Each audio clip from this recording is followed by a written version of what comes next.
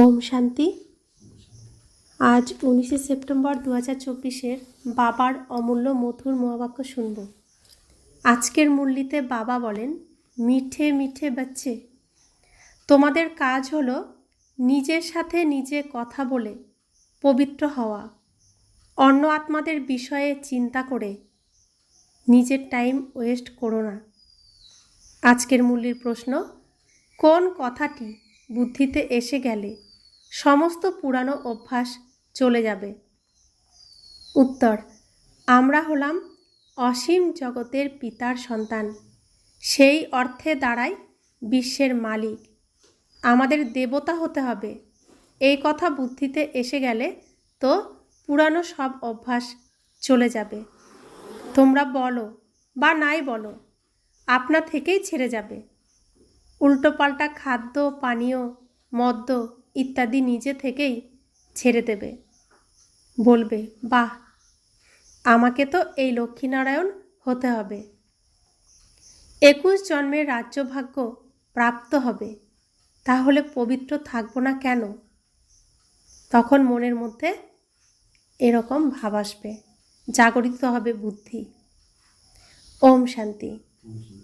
বাবা বারংবার বাচ্চাদের দৃষ্টি আকর্ষণ করেন যে, বাবা স্মরণে বসেছ? বাবা বাচ্চাদের দৃষ্টি আকর্ষণ করেন যে, বাবা স্মরণে বসেছ? বুদ্ধি আর কোনো দিকে যাচ্ছে না তো? বাবাকে ডাকেই এই জন্য যে, বাবা এসে আমাদের পবিত্র করো। পবিত্র তো অবশ্যই হতে হবে, আর নলেজ তো তোমরা যে কাউকেই বোঝাতে পারো। এই সৃষ্টিচক্র কিভাবে আবর্তিত হয় যে কাউকেই বোঝাও না কেন অতি দ্রুত বুঝতে পেরে যাবে। যদি পবিত্র নাও হয় তবুও নলেজ তো পড়ে নেবেই, কোনো ব্যাপার, বড় ব্যাপার নয়। 84 জন্মের চক্র, আর প্রতিটি যুগের এত আয়ু, এত জন্ম হয়ে থাকে, কত সহজ। এর কানেকশান স্মরণের দ্বারা হবে না, এটা হলো পড়াশোনা। বাবা তো যথার্থ কথা বোঝান। এছাড়াও আছে শতপ্রধান হওয়ার ব্যাপার, সেটা হবে স্মরণের দ্বারা। যদি স্মরণ না করো তো খুবই ছোট পদ প্রাপ্ত করবে, এত উঁচু পদ প্রাপ্ত করতে পারবে না। সেজন্য বলা হয়ে থাকে অ্যাটেনশান। বুদ্ধির যোগ বাবার সাথে হবে, একেই প্রাচীন যোগ বলা হয়ে থাকে। টিচারের সাথে তো যোগ প্রত্যেকেরই থাকে। মুখ্য ব্যাপার হলো স্মরণের যাত্রার দ্বারাই শতপ্রধান হতে হবে, আর শতপ্রধান হয়ে গৃহে অর্থাৎ পরমধামে ফিরে যেতে হবে। তাছাড়া পড়াশোনা তো একদমই সহজ। তো বাবার পড়াশোনা সবাই বুঝতে পারে, ছোট শিশু, বৃদ্ধ প্রত্যেকেই বুঝতে পারে।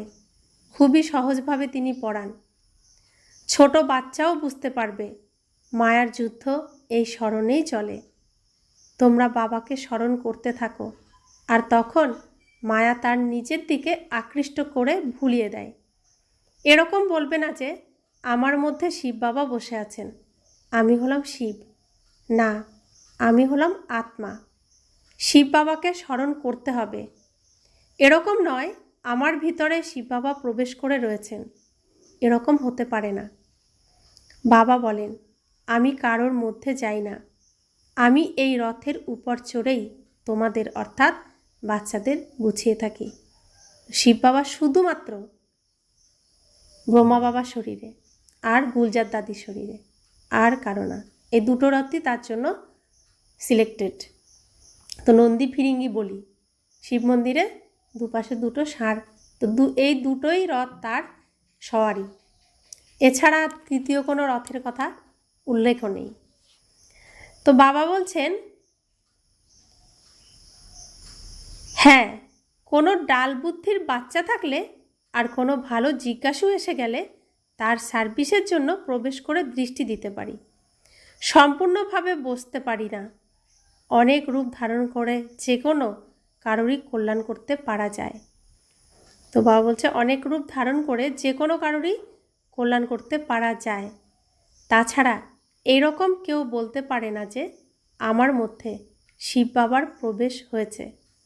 আমাকে শিব বাবা এটা বলছে। শিব বাবা কারোর মধ্যে, তৃতীয় কারোর মধ্যে প্রবেশ করে কিছু বলে না। বাবা আর কোথাও বসেই না, শুধুমাত্র এই সিলেক্টেড দুটি রথেই বসে। না, শিব বাবা তো বাচ্চাদেরকেই বোঝান। মুখ্য ব্যাপার হলোই পবিত্র হওয়ার, যাতে আবার পবিত্র দুনিয়াতে যাওয়া যেতে পারে। 84 জন্মের চক্র তো খুবই সহজে বোঝানো হয়, চিত্র সামনে লাগিয়ে রাখা থাকে। বাবা ব্যতীত এই জ্ঞান তো কেউ দিতে পারে না। আত্মারই নলেজ প্রাপ্ত হয়, তাকেই জ্ঞানের তৃতীয় নেত্র বলা হয়। আত্মারই সুখ দুঃখ হয়, শরীর তো তারই, যে না? কারণ আত্মা দুঃখ পায় তো শরীরও সেটা ভোগ করে। তো সুখ না থাকলে কি হয়? খাবার দাবার ভালো লাগে না। শান্তি না থাকলে কি হয়?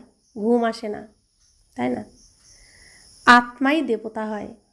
কেউ ব্যারিস্টার, কেউ ব্যাপারী, আত্মাই হয়। তো এখন আত্মাদের সাথে বাবা বসে কথা বলেন, নিজের পরিচয় দেন।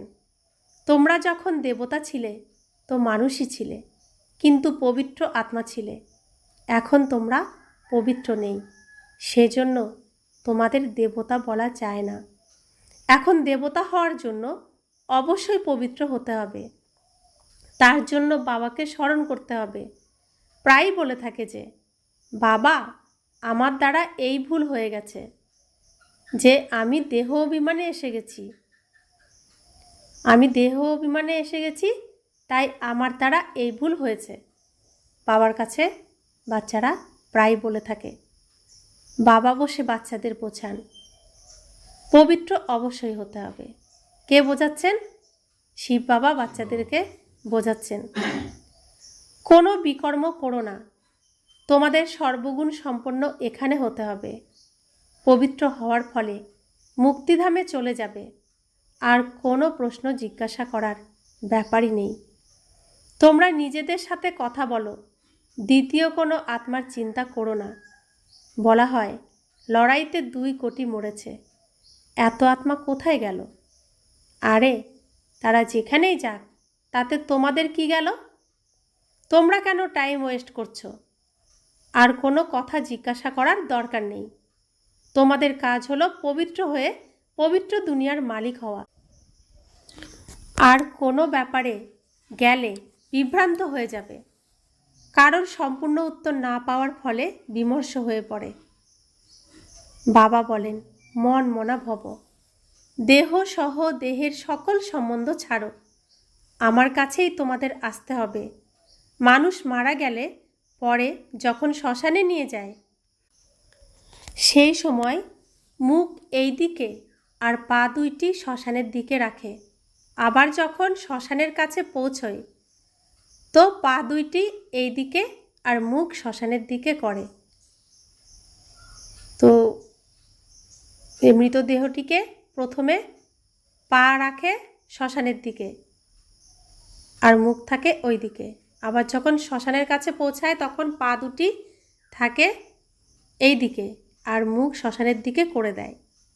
তোমাদেরও গৃহ যে উপরে কোনো পতিত যেতে পারে না।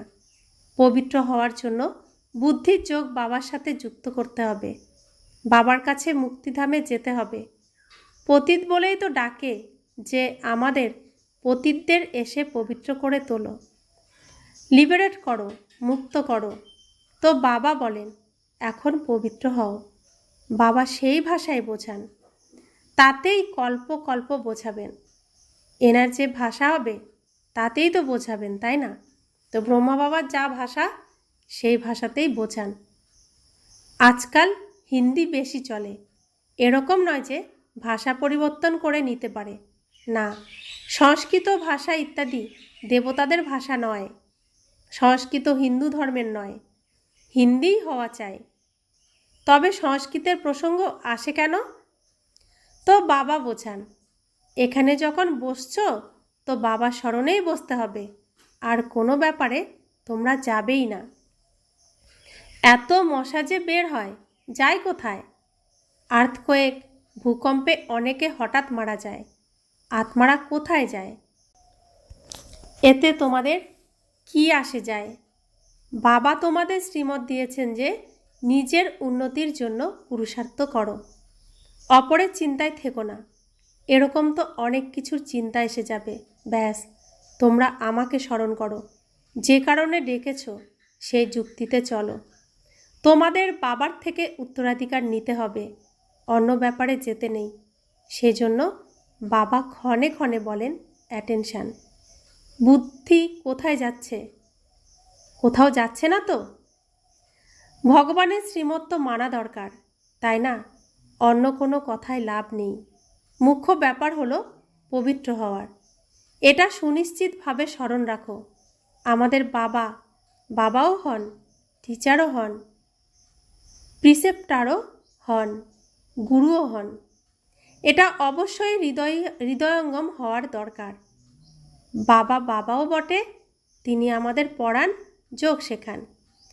টিচার পড়ালে বুদ্ধি টিচারের সাথে আর পড়ার প্রতিও যুক্ত থাকে।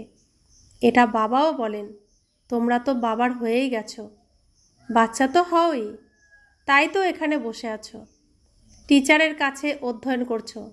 যেখানেই থাকো বাবার তো হলেই, তবুও পঠন পাঠনে অ্যাটেনশান দিতে হবে।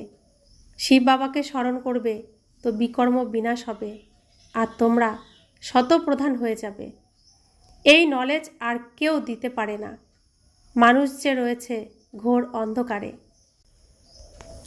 জ্ঞানে দেখো কত শক্তি।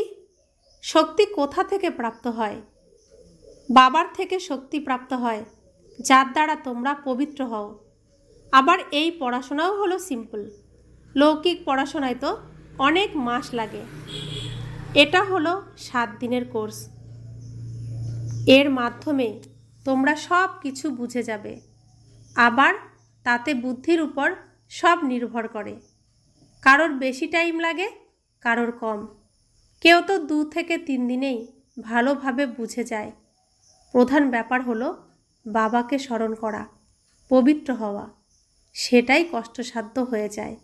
এছাড়া পড়াশোনা তো খুবই সিম্পল। সুদর্শন চক্রধারী হতে হবে। 7 দিনের কোর্সেও সব কিছু বুঝতে পারো। আমরা হলাম আত্মা, অসীম জগতের পিতার সন্তান আমরা।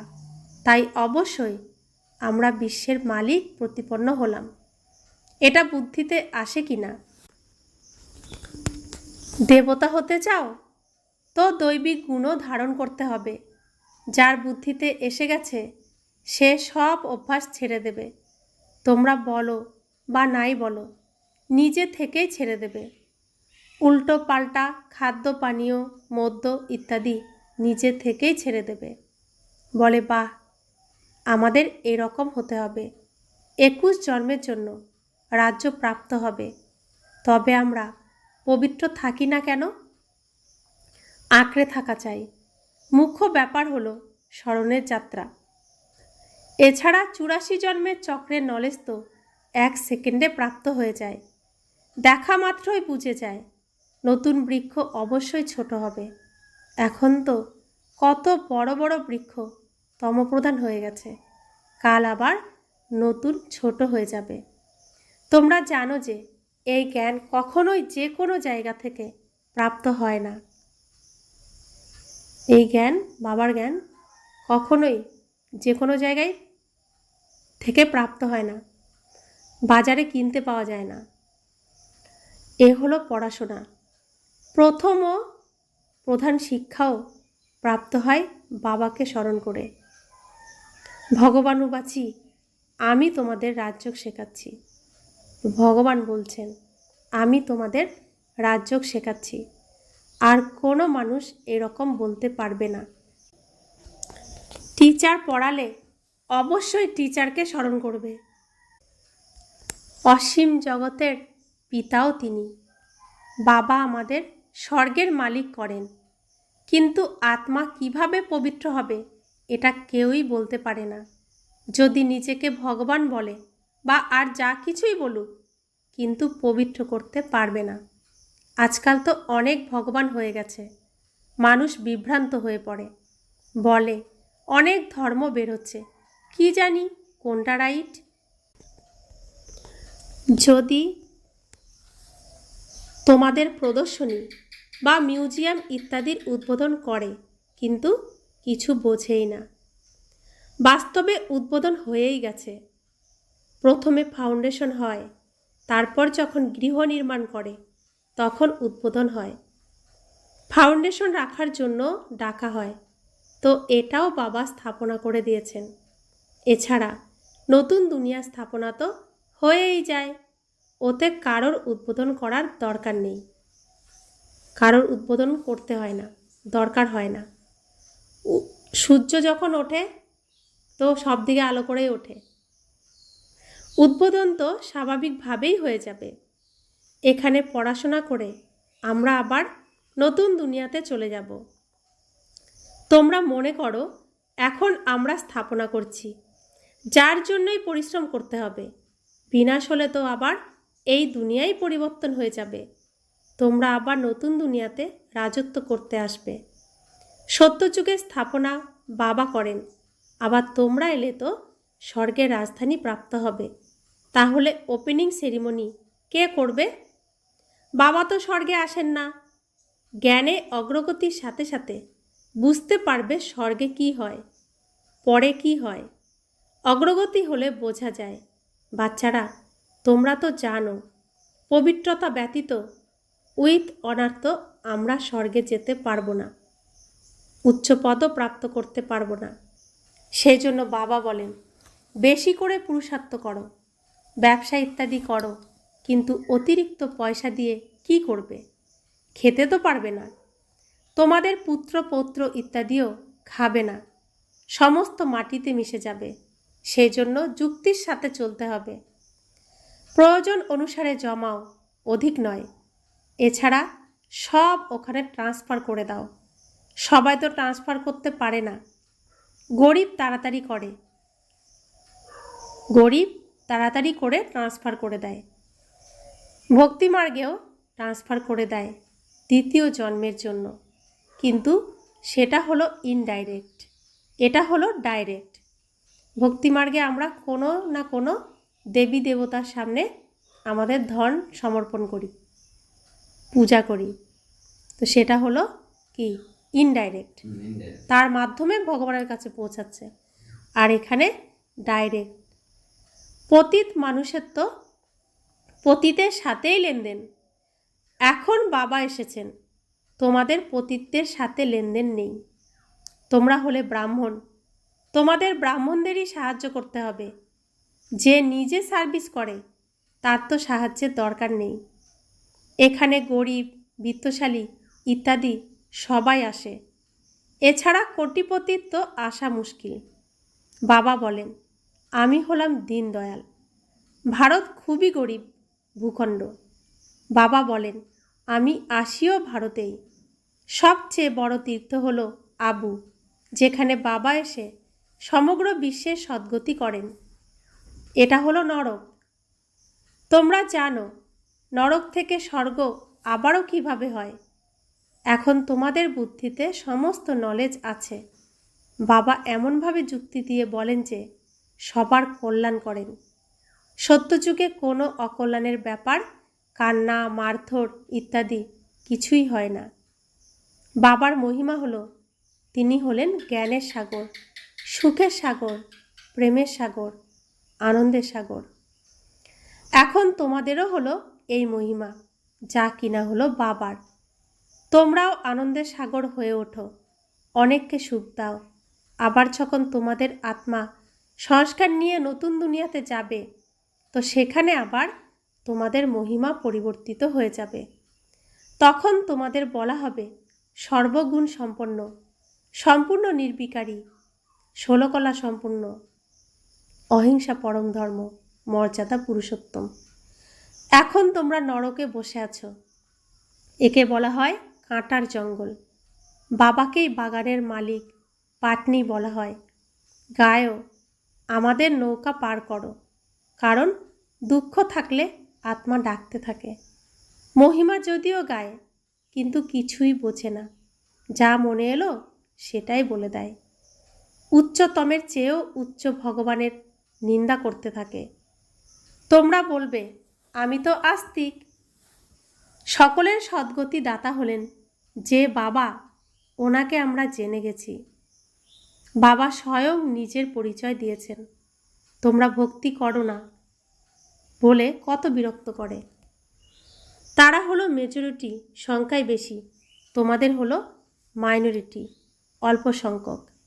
যখন তোমাদের মেজরিটি হয়ে যাবে তখন তারাও আকৃষ্ট হবে, বুদ্ধির তালা খুলে যাবে। अच्छा, मीठे मीठे सिखिलाते बच्चों प्रति माता पिता बाप दादा का याद प्यार और गुड मॉर्निंग। रूहानी बाप की रूहानी बच्चों को नमस्ते। हम रूहानी बच्चों की रूहानी माता पिता बाप दादा को याद प्यार, गुड मॉर्निंग और नमस्ते नमस्ते नमस्ते। शुक्रिया बाबा, शुक्रिया बाबा, शुक्रिया। धारणार जन्य मुख्य सार, निजेर उन्नतिर चिंता करते हबे, अन्य कोनो कथाय जेते नेই। পড়াশোনা আর স্মরণের উপরে সম্পূর্ণ অ্যাটেনশন দিতে হবে, বুদ্ধিকে অস্থির করবে না। তো এখন মায়া বিভিন্ন রকম পরিস্থিতি আনবে। ওই যে বাবা বলছেন না যে ভগবান রূপেও অনেক আসবেন। তো অনেকে কি করে, মধুবনে চলতে পারে না জ্ঞানে, বহু বছর ধরে থাকে মধুবনে, নিজের সংস্কার পরিবর্তন করতে পারে না, তখন মধুবন ছেড়ে অন্য সংস্থা নিজেরাই খুলে নেয়। তো বলে এখানে বাবা আসে, তো অন্যদের কি বিভ্রান্ত করে, সেদিকে টেনে নিয়ে যায়। সেজন্য বলছে যে নিজের পড়াশোনার দিকে মন দিতে হবে, এদিকে ওদিকে না। আমার সংস্কার পরিবর্তন করে আমি বাবার রাস্তায় চলবো, কারণ প্রথমে কে আমাকে নিয়ে এসেছে এখানে, বাবা নিয়ে এসেছে, তাহলে এটাই সঠিক। আলাদা যে খুলছে সে তো নিয়ে আসেনি কাউকে, সে তো এখান থেকে নিয়ে যাচ্ছে, বাবার বাচ্চাদের ধরে টানবে, তাই না? তো বাবা আগে জ্ঞান দিয়েছে বলেই তো, বাবা তাকে সিলেক্ট করে নিয়ে এসেছে বলেই তো জেনেছে না। তো সে যদি অন্য একটা সংস্থা খুলে বলে যে এখানেই বাবা আসে, তো ভগবান কি সেখানে যাবে? বাবা যেটা নিজে খুলবে সেখানেই তিনি থাকবে, আর কোথাও যাবে না, তাই না? সেজন্য বলছে অন্য কোনো দিকে, অন্য কোনো কথায় মন দিতে না, সম্পূর্ণ পড়াশোনা আর ভগবানকে স্মরণে মন দাও, অ্যাটেনশান দাও। তো এখন মায়া দুর্বল হয়ে গেছে, তো এইরকম ব্যবস্থা করবে। দ্বিতীয় ধারণা, এখন বাবা ডাইরেক্ট এসেছেন, সেই জন্য নিজের সব কিছু যুক্তির সাথে ট্রান্সফার করে দিতে হবে। পতিত আত্মাদের সাথে লেনদেন করতে নেই। উইথ অনার স্বর্গে যাওয়ার জন্য অবশ্যই পবিত্র হতে হবে। তো বাবা বলছেন বাবা ডাইরেক্ট এসেছেন, এর জন্য সব কিছু নিজের যুক্তির সাথে ট্রান্সফার করতে হবে, বুঝে যে ভগবান আমাকে কে তার কাছে নিয়ে এসেছে, আমি তার কাছ থেকে আমি কোথায় যাব সেটা তো বুঝতে হবে। তাই জন্য বলছে যে বিকারের দ্বারা যারা সংস্থা খুলছে, নতুন ভগবান তৈরি করে ফেলছে, সেটা তো জন্ম বিকার থেকে হচ্ছে।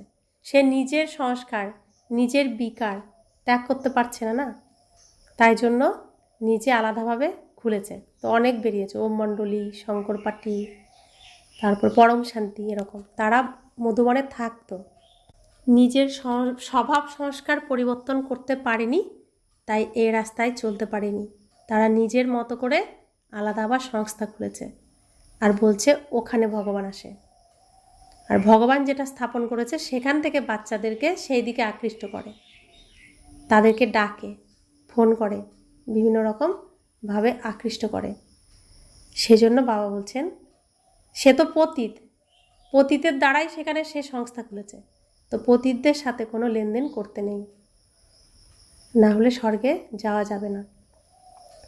কিন্তু যাদের সাথে আমরা থাকি লৌকিক সংসার পরিবারে, তারা তো প্রথম থেকেই আমার সাথী, তাদের সাথেই আমার অভিনয়। তারা পতিত, তাদেরকে পবিত্র আমাকে করে তুলতে হবে। কিন্তু যেখানে পতিতের দ্বারা কিছু সৃষ্টি, তাদের সাথে আমাদের কোনো লেনদেন নেই। বরদান, মন আর বুদ্ধিকে ব্যর্থ থেকে মুক্ত রেখে ব্রাহ্মণ সংস্কার নির্মাণকারী রুলার ভব। যে কোনো ছোট ব্যর্থ কথা, ব্যর্থ বাতাবরণ বা ব্যর্থ দৃশ্যের প্রভাব প্রথমে মনের উপর পড়ে, তারপর বুদ্ধি তাকে সহযোগ দেয়। মন আর বুদ্ধি যদি সেই প্রকার চলতে থাকে তাহলে সংস্কার তৈরি হয়ে যায়। আবার ভিন্ন ভিন্ন সংস্কার দেখা যায়, যেটা ব্রাহ্মণ সংস্কার নয়। কোনো ব্যর্থ সংস্কারের বশীভূত হওয়া, নিজের সাথে যুদ্ধ করা, বারে বারে খুশি হারিয়ে যাওয়া, এটা হলো ক্ষত্রিয় ভাবের সংস্কার। ব্রাহ্মণ অর্থাৎ রুলার ব্যর্থ সংস্কার থেকে মুক্ত থাকবে, পরবশ নয়। তো মায়ার বশ হবে না, কোনো বিকারের বশ হবে না। যে প্রকৃত ব্রাহ্মণ হবে, যে সত্যযুগীয় সূর্যবংশীয় হবে, তার মধ্যে মায়ার কোনো প্রভাব থাকবে না। তো যাই সামনে আসবে সেটাকে সে শেষ করে দেবে, এগিয়ে যাবে।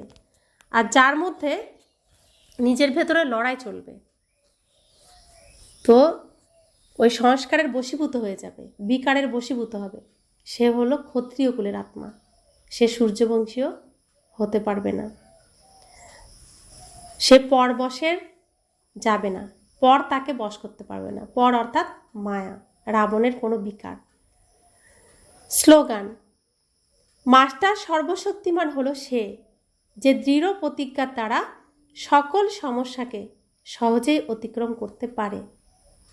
আমরা সর্বশক্তিমান পিতার সন্তান, মাস্টার সর্বশক্তিমান। আমাদের সংকল্প অতি উচ্চ। তা আমরা সংকল্প করছি কি, সকলকে, সারা বিশ্বকে শান্তির দান দিয়ে শান্তি স্থাপন করব, ভগবানের সহযোগী হয়ে এই যজ্ঞ রক্ষা করব, বিশ্বে শান্তি স্থাপন করার কাজে আমাদের জীবন সমর্পিত করেছি। তো এই দৃঢ় প্রতিজ্ঞায় আমাদের অটল থাকতে হবে। সমস্যা অনেক আসবে, ঝড় অনেক আসবে, কিন্তু নিজেকে নিজের অটল সিদ্ধান্তে স্থির থাকতে হবে। তাহলে যে কোনো সমস্যা সহজেই অতিক্রম হয়ে যাবে। ওম শান্তি।